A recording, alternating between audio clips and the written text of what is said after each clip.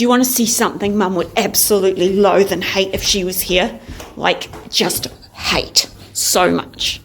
Yeah, that's right. I set up a drying rack and I've got the sheets kind of lying around and, oh, hello, Mr. House Lion. You seem to be enjoying yourself in this cozy, warm space. Oh, that's cute.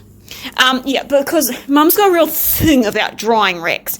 And it sort of annoys me, to be honest, because when I put up a drying rack, because we can't use the dryer, we never got around to digging it out from the back shed, and I don't want to use it in there because it's got our bonfire material sitting on it. And that just feels seriously dangerous, using a dryer with a whole lot of twigs and papers and things.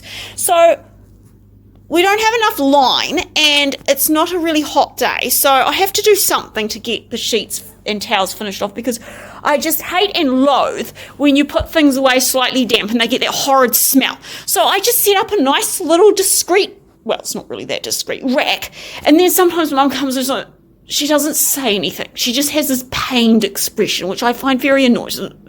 And then sometimes, well, what am I supposed to do? And I would just like to point out in my defence that I don't actually get up in the morning thinking, well, you know what would look so nice in the living room? A drying rack just covered with sheets and towels. Ha, that would be very elegant. Of course I don't.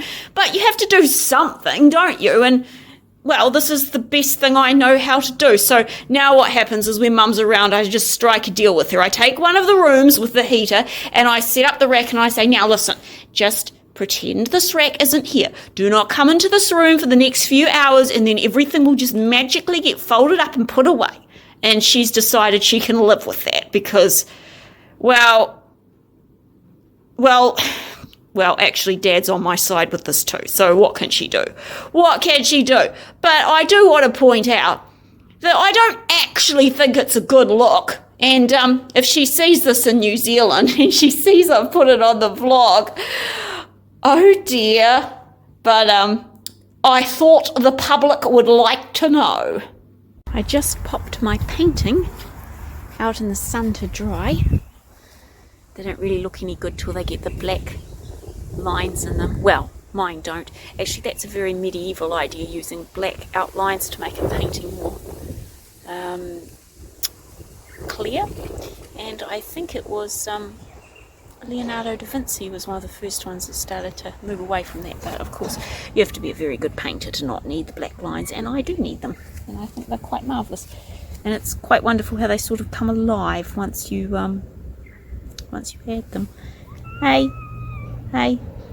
Actually, I might not be right about Leonardo da Vinci now that I think about that, because I think people were doing that before him. My art history is not very good, but I know it was a real thing where they moved from the black outline to, you know, a more realistic way of finishing off paintings. Oh, and the yellow flowers looking quite pretty. Look, they're really gorgeous. They're the kind that sort of swivel round depending on where the sun is. What are you doing, Stinking Sheila? Hey? What are you doing? I know what you're doing. You're trying to convince me that you'd make a wonderful little house cat. And you probably would, but you're not potty trained. And we know how that ends up. It's one of the few pink ones we've got. Oh, I like the colour combination. Look at the bluebell with the pink. I might have to do a bouquet of that with those when I've got a few more bluebells. Hello, say hello to your hordes of fans on the internet. Your famous cat. And you guys, guess what? Skinny Legs Fosdyke is actually beginning to get a little bit more tame, because Mum said we have to feed her because she can't compete with the other cats, and she's not willing to watch her starve away before her very eyes. And then Dad was a bit more reticent to believe that she would indeed starve away. And he said, I don't want that cat fed. I just ignore him, because he's actually a very kind man. But for some very strange reason, he likes to pretend he's mean and horrible, and I don't understand it, but I do know it's a pretense. So I just let him say his mean, horrible things, and then I ignore him. And he ignores me when he sees me feeding her. Well, it's looking rather pretty, isn't it? I love flowers. Look, I put a nice big bowl of water out for you, so if you're thirsty, have some. have to keep doing that, especially as the summer comes, because even the little birds find it hard to get anything to drink. And I said to my friend Doris the other day, when we were having a cup of tea together, I said, do you know, I don't want to complain or anything, because I said Griffith's lovely, but it's just too hot. In the summer, it's just too hot. And she looked at me and said very kindly, she said, well, Ruth, you are living in the desert. I mean, you can't expect the desert not to be hot. And I realised how right she was, but she said it very nicely. Thank you, Doris, you're a good friend. Yeah, so I'll just trot over and see how my painting's going. I have to be careful, because if you put the black lines in too early, right, you actually end up ruining your nice ink pen. Oh, there's my, I think it's called a ronculus. Well, that's what it looks like when it's spelled. And I looked it up. Do you know what ronculus means? It's Latin for little frog. Now, riddle me that. I do not understand the logic, but my goodness, I like it. It's so beautiful. Look at that. The oak tree getting its new leaves. Oh, I love that sort of thing. It's the sort of thing that makes me want to paint and write books. I get most of my ideas from things like this, because I just find something I find so incredibly beautiful, and then I sometimes write a book just so I can put the very beautiful thing I found in it. And I do find trees, it's just at that stage where they've just got a few leaves, but you can see all the construction of the tree, absolutely mesmerising, especially when you get a bit of light like that. Oh, I mean, you can't see the beauty in that. Well, actually, I'm sure you can, because you're my friends, and all of my friends like beauty. What an absolutely beautiful lawn. It's just a gorgeous lawn. Actually, Dad would hate having a lawn like that, and he'd mow them all down. But do you know, there's a nice wind blowing, and the fragrance of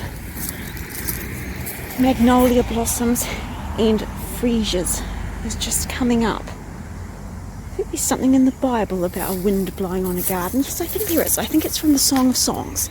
It's a very beautiful book. Anyway, the whole place smells like freesias at the moment. It's jolly nice. I love freesias. Oh, what a lovely, lovely smell. I love spring. Oh, you guys, I'm having such rotten luck with this gramophone player. It took me absolutely ages to get it to work for a little short film I'm making, which will probably be up by the time this vlog is released, called Goblin of the Hourglass. And then I finally got it to work, and it sounded just hideous. And now I can't get it to turn off. But I've taken the needly thing off because it sounded so ghastly. Well, I might as well see if I can show you what it sounds like, eh?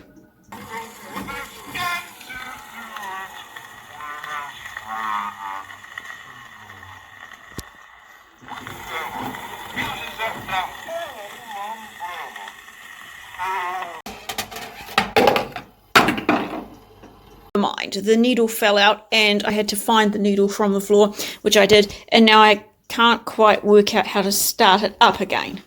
So maybe I'll have to get Dad to show us. You know, I'm just not very clever at certain things, and it would appear that running gramophone players is one of them. In here. What's the problem? What's your problem? Did you think you were all alone, and your little extroverted nature couldn't handle that? Eh? You didn't think I'd be in Mum's bedroom, did you? Yeah, you didn't think I'd be in Mum and Dad's bedroom. I think you went to my bedroom looking for me. Eh? Well, I'm here now. I'm here, Mr. Blue-Eyed Baby, so you can stop fretting that you've been left all by yourself.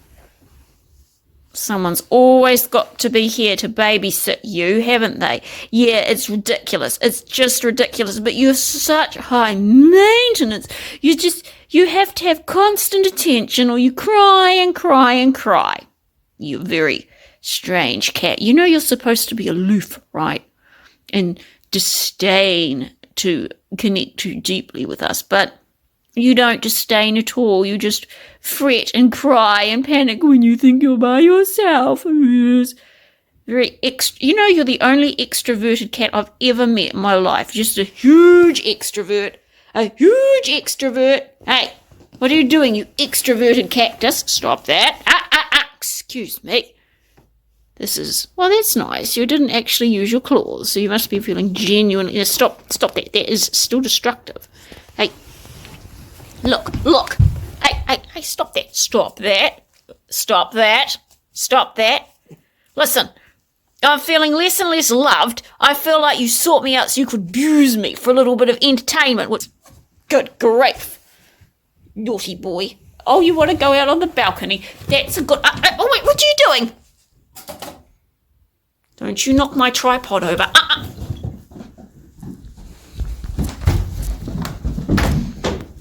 What are you doing?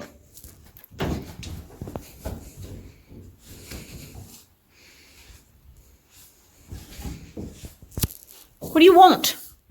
What do you want? You're behaving very weirdly. What are you doing? Stop that. Hey, it's my sock. Give it back. Give it back, Eureka. Eureka! Give me my foot. Eureka! Stop it. Eureka! Stop it. Thank you. Eureka, I am finding you weird and strange. You're a strange and weird creature. What are you attacking my skirt for? And now you've lost interest. Now you're going to give yourself a good licking. You probably want a second breakfast, but you shall not have a second breakfast. No, we've discussed this. No need to get violent. We don't solve our problems with violence in this household, Eureka.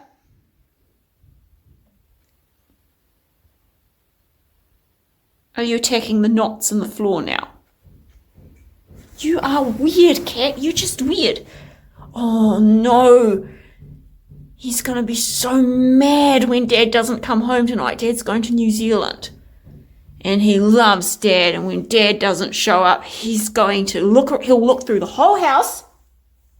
Dad thinks this is absolutely hilarious and is always asking me to tell him about it. He'll look through the whole house. He'll be like a minesweeper, only an ear sweeper. He'll go through the whole house looking for the magnificent one. And when he doesn't find him, he comes and finds me and he gives me most savage beatings. Don't do that. I don't think you should be playing with that. That curtain's not very secure. Hey, don't you be pulling that curtain down. So you can see a very long curtain, and it would not be good if he ripped it down. Eureka! I don't know what's gone into you, Mr. Houselion, but you seem very destructive. You seem to be in a very destructive mood. Is this your vengeance because you're not getting 16 dinners? Your vengeance. The terrible vengeance of the long-haired Siamese. The terrible vengeance of the house lion. Oh, you're so cute. Yes, you are so cute. Stop that. Oh, yes, you don't like that, do you? You don't like that. Oh, sure. Do you want a pad? Are you going to be nice? Are you going to be nice? Go on.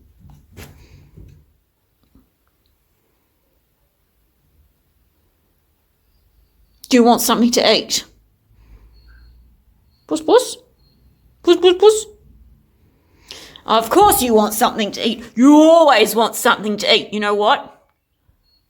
Would you like a little snack? Would you like one of your little catty treats? All right, you can have a little catty treat. Come on. Puss, puss.